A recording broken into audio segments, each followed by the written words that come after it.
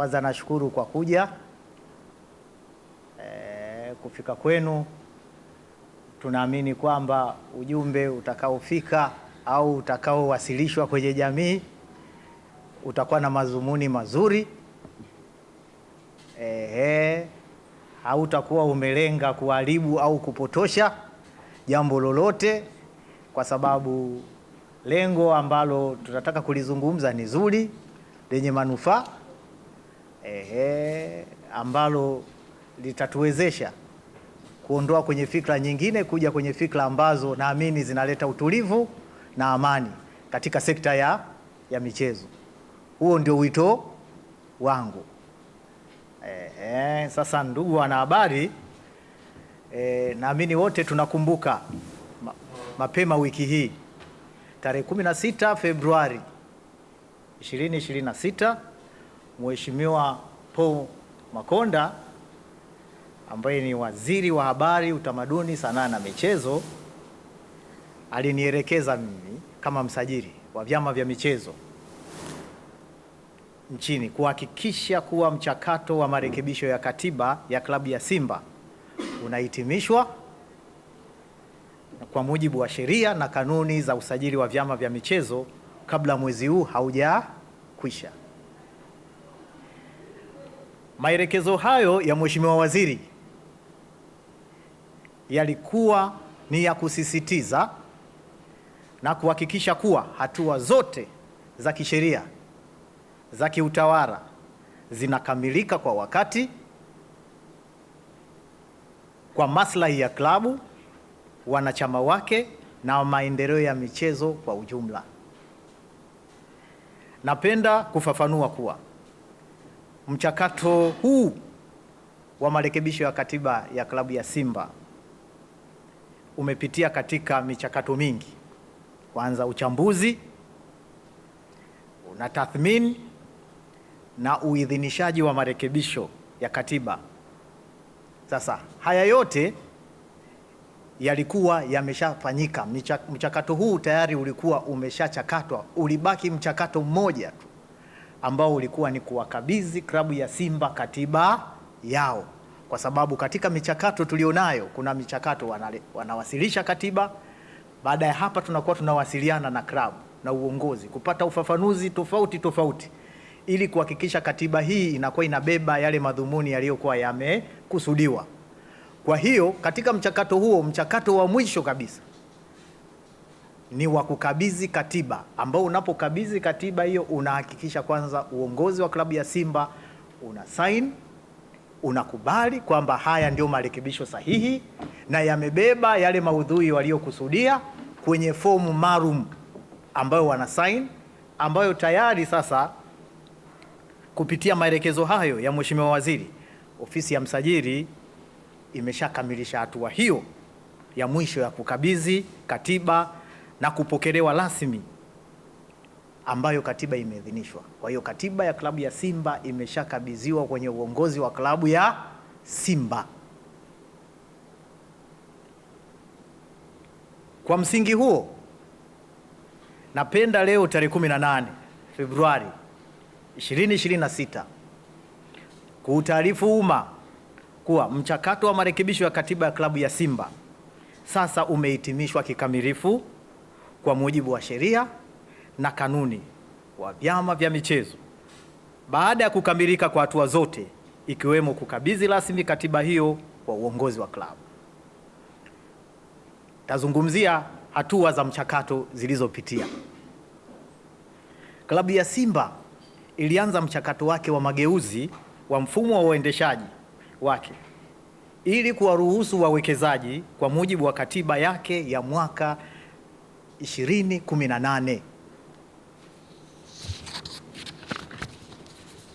Katika utekelezaji wa mageuzi hayo, changamoto za kisheria na za kiutawala zilijitokeza, ikiwemo masuala ya muundo wa umiliki, usajili wa kuweka wazi kuwa mkutano mkuu ndio chombo chenye mamlaka ya kudhibiti uteuzi na kuondoa wajumbe wa baraza la wadhamini, kuweka muundo wa kuimarisha ndani ya bodi kwa kuzingatia uwiano wa umiliki wa hisa kati ya wanachama na wawekezaji, huku angalau zile 51% ya hisa zikiendelewa kumilikiwa na wanachama kwa mujibu wa kanuni ya 18A kubwa, kanuni ndogo ya kwanza ya kanuni ya sheria ya Baraza la Michezo la Taifa, tangazo la serikali 422 la mwaka 2017. Ni muhimu kusisitiza kuwa muundo huu umeboreshwa ili kuendana na uwiano wa umiliki uliokwisha pitishwa na mkutano mkuu, na si kuanzisha mfumo mpya wala kubadili maamuzi ya wanachama. Sababu sasa zilizotusababisha sasa kutoa idhini ya katiba hii. Kutokana na maelezo haya hapo juu niliyoyaeleza, ofisi ya msajili imetoa idhini ya marekebisho hayo marekebisho hayo imetolewa kwa sababu zifuatazo. Kwanza, marekebisho hayo yanaendana na sheria ya Baraza la Michezo la Taifa sura ya 49 na kanuni zake. Pili, yanaimarisha utawala bora, uwazi na uwajibikaji.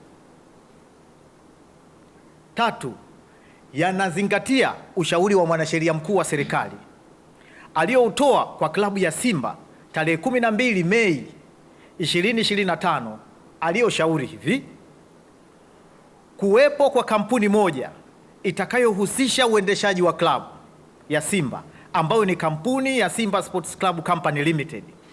Hisa za kampuni hii ya Simba Sports Club zitamilikiwa kwa ubia.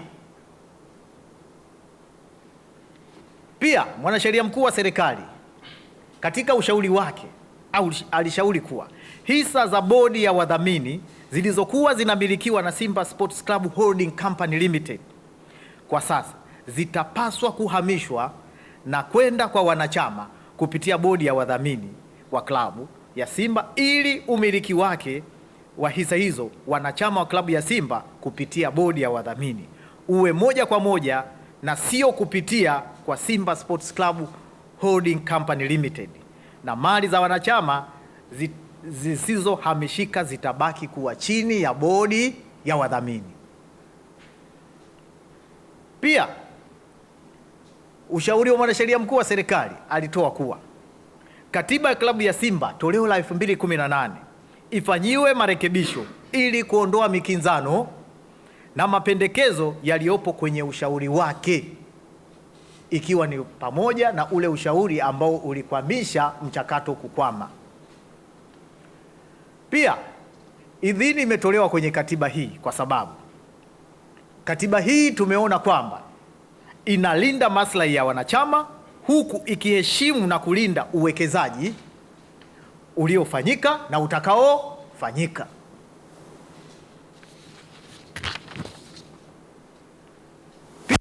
Katiba hii imeidhinishwa kwa sababu katiba hii tumeiona kwamba hailengi kunufaisha watu wachache, bali kuweka uwiano wa haki kati ya wanachama na wawekezaji. Naomba kusisitiza hapo. Katiba hii imeidhinishwa kwa kuondoa, kwa maana imejiridhisha kwamba katiba hii haitanufaisha watu wachache, bali itaweka uwiano wa haki kati ya wanachama na wawekezaji na si vinginevyo. Katiba hii tumejiridhisha kwamba imeondoa changamoto zote za kisheria na za kiutawala zilizokuwa zimekwamisha utekelezaji wa mchakato huu, hususani masuala yanayohitaji uoanifu wa matakwa ya taasisi za serikali ikiwemo Wakala wa Usajili na Ufilisi na Udhamini LITA, ambako mchakato huu ulikwama kule kwa sababu ilihitaji kwamba klabu ya Simba bado inahitaji kuwa na bodi ya wadhamini. Na pia Tume ya Ushindani FCC, ambako kule ilikwama kwa sababu ilionyesha kwamba ile Simba Sports Club Holding Company Limited ilivyokuwa imeundwa ile kampuni, hadhi yake iko sawasawa na bodi ya wadhamini. Ndio maana wakarudisha kwamba hata bodi ya wadhamini bado ina status, ina legal status kama ile. Kwa hiyo ni bora ikawepo bodi ya wadhamini. Katiba hii pia tumeona imezingatia misingi thabiti. Nikianza swali la kwanza ilikuwa kwamba je, baada ya maboresho ya kuidhinisha katiba hii, je, mchakato huu unaanza upya au unaanza lini? Mimi kama msajili, sisi kama serikali, kazi yetu kubwa ni moja. Unaleta maboresho ya katiba kama ulivyokuwa umepanga, kama ulivyokuwa umepata mkwamo, na sisi tumejiridhisha sasa inaenda kuondoa mkwamo. Kwa hiyo mchakato utakaoendelea, klabu ya Simba ndio itaweza kuwaeleza jamii kwamba wataanza wapi, wataelekea wapi, au wameishia wapi. Sio kazi ya serikali au ya klabu. Sisi kazi yetu ni kuidhinisha nini? Maboresho ya katiba, na si vinginevyo. Naamini tumeelewana hapo. Swali la pili, umeuliza kwamba wawekezaji watakuwa wangapi. Mimi nikisoma kanuni ile, kanuni ya 18A, kanuni A ambayo ni ya kanuni ile ya sheria ya Baraza la Taifa kama nilivyo ya 2017, imesema kwa klabu ya wanachama itakayoamua kuuza hisa zake na kuinvite kwamba uwekezaji, basi inaruhusiwa. Sisi tumeruhusu uwekezaji ndani ya nini? Ya klabu. Sijui tunaelewa. Katiba imeruhusu uwekezaji ndani ya nini? Ya klabu. Watakuwa wawili, watatu, wanne, 10, 20. Ni klabu ya Simba yenyewe ndio itakayoamua kwa mujibu wa kanuni. Hii imeruhusu nini? Uwekezaji. Naamini neno uwekezaji linaeleweka. Lina umoja, lina wingi, lina nini, limebeba maudhui kwa upana. Limetoa tafsiri kwa upana. Kwa hiyo hayo yote yatafanyika na klabu ya Simba. Swali lingine limekuwa mwenyekiti wa bodi anapatikanaje kwenye klabu ya Simba. Katiba hii tukumbuke, katiba hii ni ya klabu ya Simba. Imeruhusu uwekezaji kwenda kwenye kuanzisha kampuni. Itakuwepo kampuni ya Simba Sports Club Company Limited, ambako ndio bodi inakoundwa. Inamaanisha kwa maana ya katiba imeeleza kwamba utaratibu wa namna bodi itakavyoendeshwa, huo utafanywa kwa mujibu wa kanuni na makubaliano watakayokuwa wameifanya klabu ya Simba na wawekezaji wao, au ndani ya uwekezaji wao. Hiyo yote kwa ajili ya nini? Tunatenganisha kampuni isiingie kwenye katiba. Ukiingiza kwamba uongozi wa kampuni ukae kwenye katiba, umenelewa? Yaani kwamba utafute kwamba atapatikanaje, inategemeana na makubaliano watakayokwenda wamefanya nini, wameingia. Kwa hiyo wenyewe kwa mujibu wa katiba yao utafanywa kwenye bodi chata, ndio utakaofafanua nini, mchanganuo wa upatikanaji wa wajumbe. Tunaelewana? Lakini naamini nimekidhi majibu ya hilo swali, wanapatikanaje. Ninakuja swali lingine, mawasiliano yapi yalikuwa yanafanyika? Labda tuweze kutoa ufafanuzi. Nimesema hivi, wakati tunaboresha yalikuja vipengele ili kuhakikisha kwamba ushauri wa mwanasheria mkuu wa serikali, yale mambo ambayo yalikuwa yamekwamisha mchakato, ndio sisi tuliokuwa tunayatazama, ndio mawasiliano yalilenga huko, na kuhakikisha kwamba katiba hii sasa inaenda kubeba lile jukumu la transformation inavyoenda kufanya nini. Ndio mawasiliano yalikobeba kutokana na mkutano mkuu walivyoamua. Kwa hiyo mkutano mkuu unaamua vipengele vinavyokuja hapa, vinachambuliwa na kuangalia na kutengeneza tafsiri ambayo inafanya nini, itaridhika na itakidhi matakwa ya kisheria na kikanuni. Hayo ndio yalikuwa mawasiliano tuliyokuwa tunayafanya na si vinginevyo.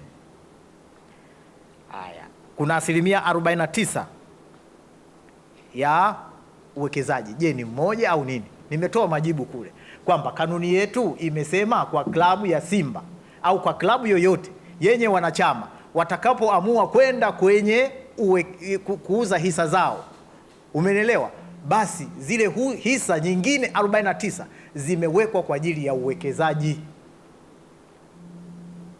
Sijui tumeelewana, lakini hapo ndio maana ya hiyo. Nakuja swali la mwisho. Bodi ya wakurugenzi itakuwa madarakani, si ndio hivyo hilo swali Itakuwa madarakani?